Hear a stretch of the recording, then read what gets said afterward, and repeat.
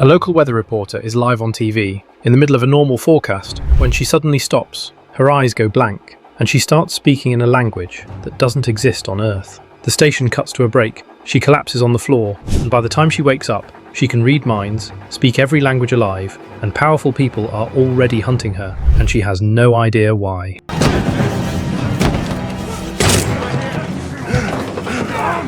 This is Disclosure Day, the 2026 sci-fi thriller everyone's been talking about. And I'm telling you right now, this movie hides its cards until the very last minute. It's about the biggest secret in human history, one that's been buried for almost 80 years, and two strangers who suddenly hold the key to blowing it wide open, while the whole world sits on the edge of a war. Stick with me all the way to the end, because that final scene changes how you see the entire film. Let's get into it.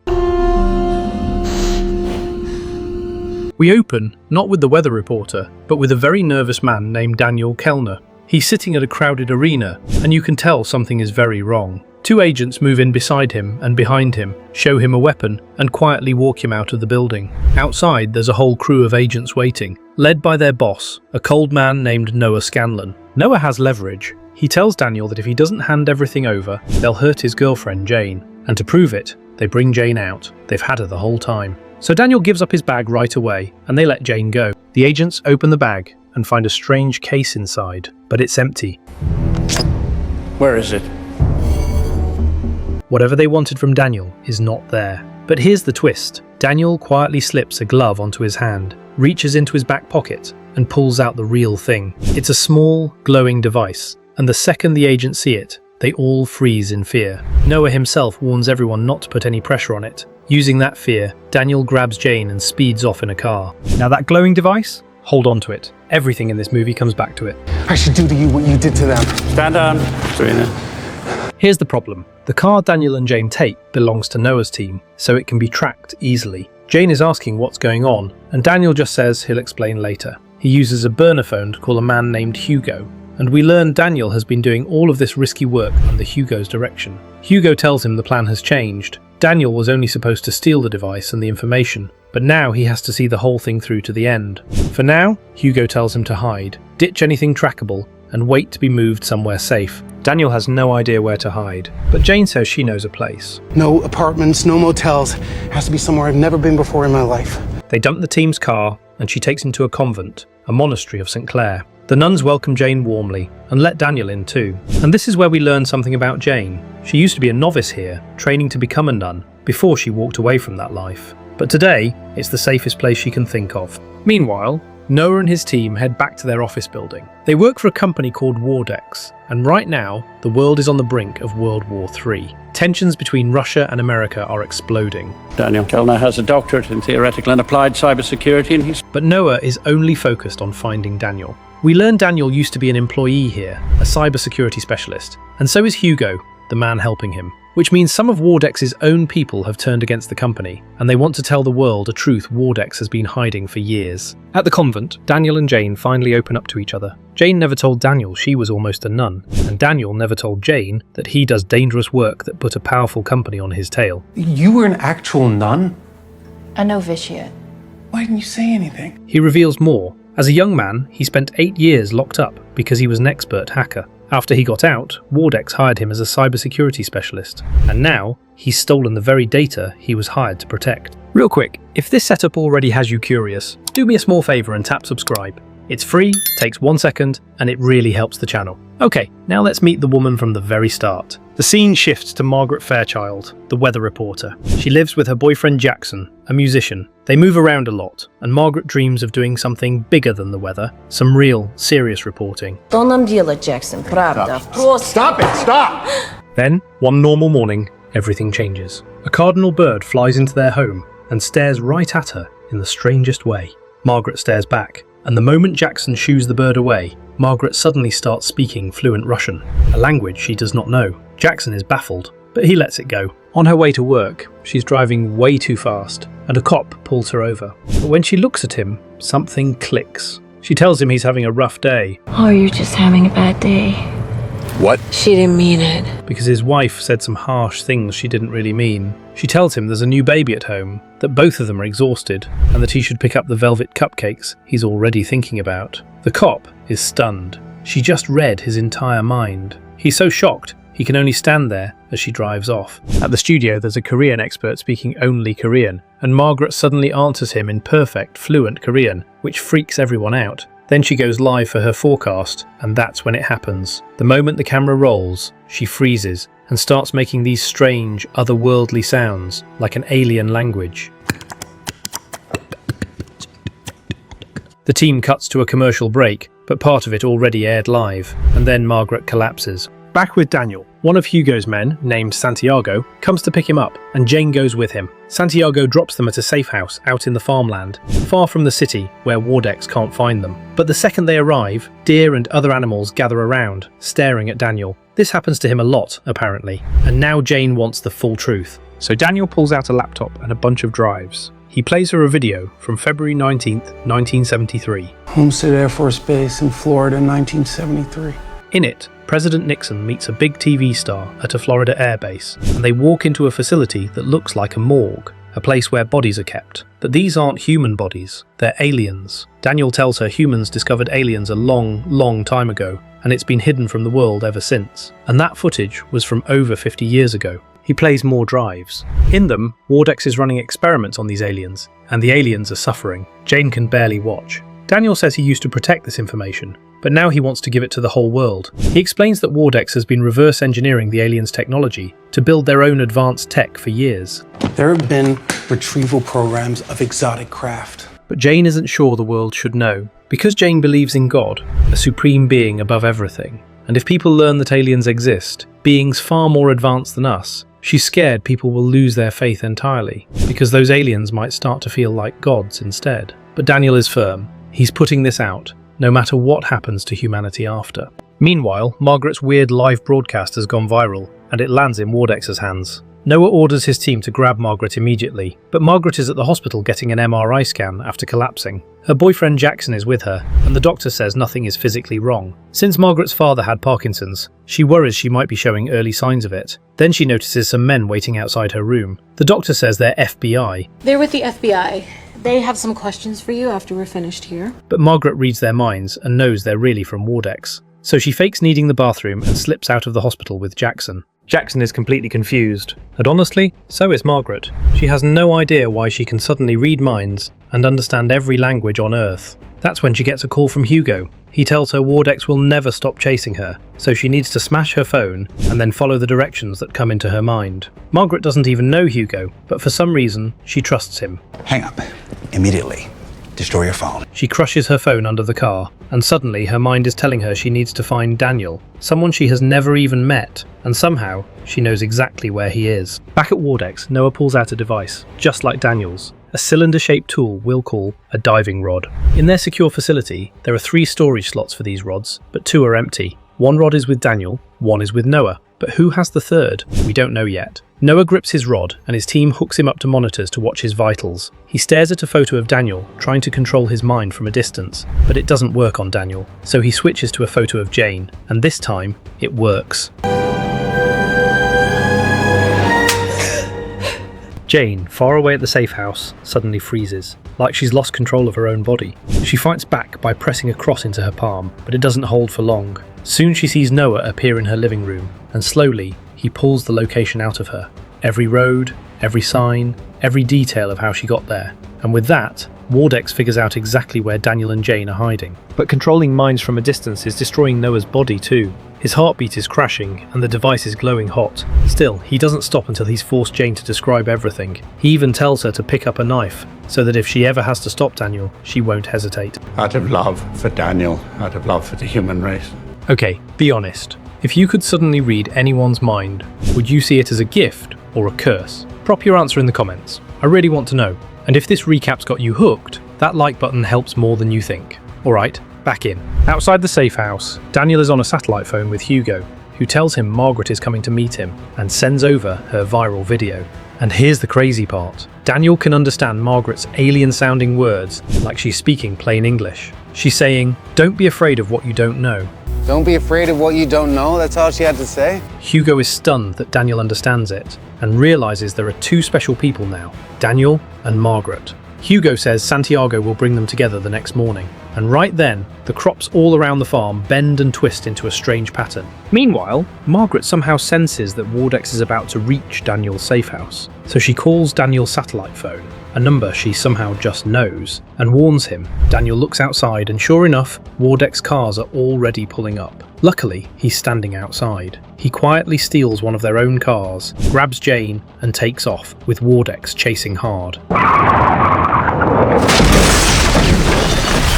In the backseat, Jane pulls out that knife, because Noah is controlling her again, pushing her to stop Daniel for good. But Jane fights it. She forces the knife into her own palm instead, which snaps her out of Noah's control for a while. They put some distance between themselves and Wardex, but there's a cliff ahead. So Daniel and Jane jump out, drop a rock on the gas pedal, and send the car over the edge into the water below. When Wardex arrives, they find the car in the water and assume the two escaped that way, while Daniel and Jane hide nearby and slip away. During all of this, Noah's body is wrecked from overusing the rod. At one point he drops it, and when another Wardex employee touches it, that man turns invisible for a second, then comes back, barely.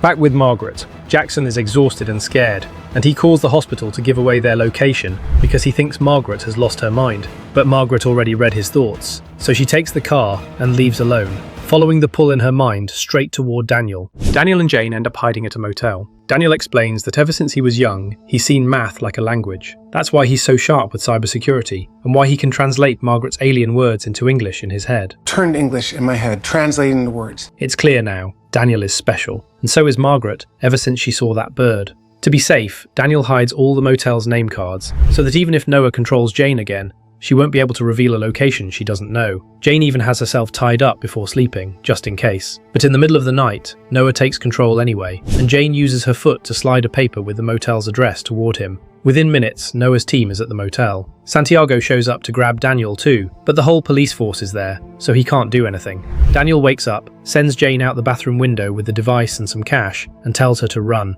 But Daniel himself gets caught. The good news, Wardex doesn't get the device because Jane has it now. For God's sake, Jane, don't touch what's inside. Go.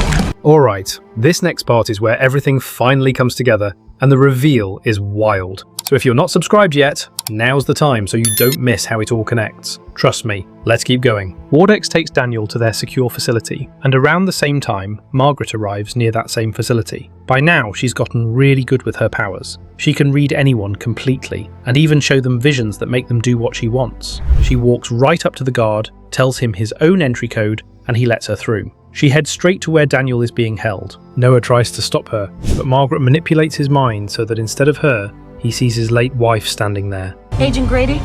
Yes, ma'am. Kentucky Philly, Mr. Scanlon sent for me. He can't bring himself to stop his own wife, so he lets her pass, and even tells the others not to touch her. Margaret frees Daniel and walks him out, and anyone who tries to stop them suddenly sees their own loved ones in her place. One by one, they all step aside, and Margaret drives Daniel out of there. In the car, the two finally compare notes. Margaret says her powers only came yesterday, after she saw that bird. Daniel says his gift with math came years ago, when he was 20 and in college, and back then, he also felt like someone was watching him, and saw that same cardinal bird. It's obvious now these two are connected. He solved equations without even And thinking. you could read 8-bit binary data like it was English, like Yeah. it was nothing. But Wardex isn't done. An agent named Boyd rams their car near a railway crossing, trying to push them into an oncoming train. He nearly succeeds. The car gets caught and dragged by the train, but Daniel and Margaret climb out and jump onto the train, escaping through a random car. The whole thing terrifies Margaret so badly she starts shaking, thinking it's her father's Parkinson's, but it's not. It's a panic attack,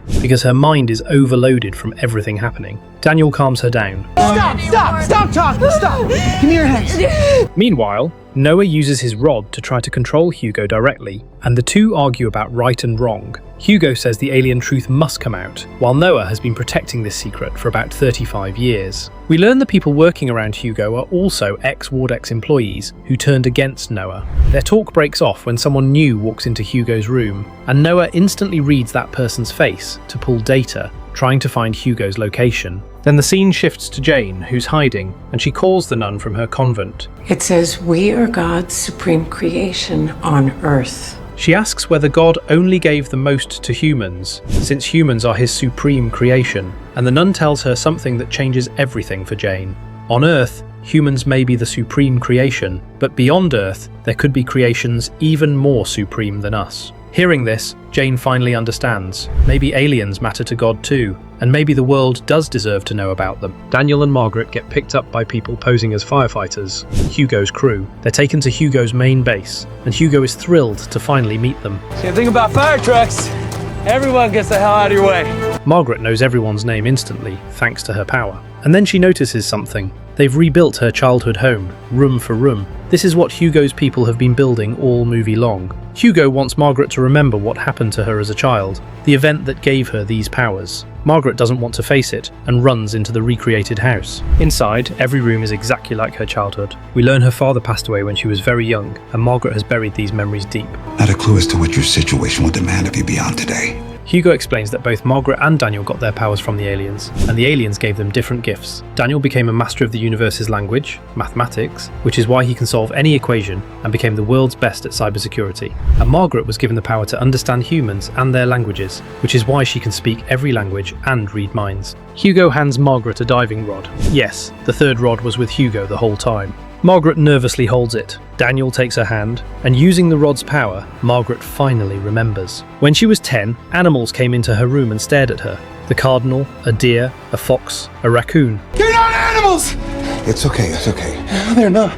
She followed them outside toward a warm light, feeling like she was walking into a castle, but really, she was walking into an alien spaceship. And little Daniel was in there too. The aliens gave both of them the power to understand the world better. Inside the ship were these same glowing rods, covered in numbers arranged in patterns, and that's how the powers were transferred into the two of them. The moment Margaret unlocks the memory, Wardex shows up at the base. So Margaret grips the rod and uses her power to hide everyone. Wardex agents walk right in, but the whole place looks empty to them, like everyone's invisible.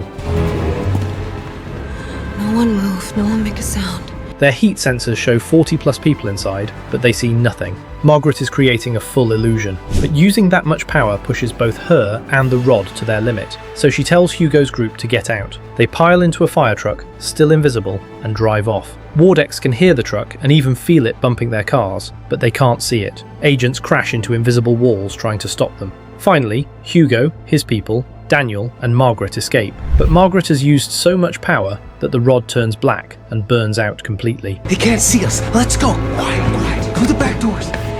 The group heads straight to Margaret's news studio, KCXC. The plan: go live on air and tell the entire world the truth about aliens. Margaret uses her power to control the people at the studio and get them ready to broadcast live, while Daniel goes to the control room and loads all the drives with the alien footage. They even alert the other big news channels, so every major outlet can carry the story at once. But right before they go live, Wardex arrives and cuts the building's power line. There's a backup generator, but they shut that down too.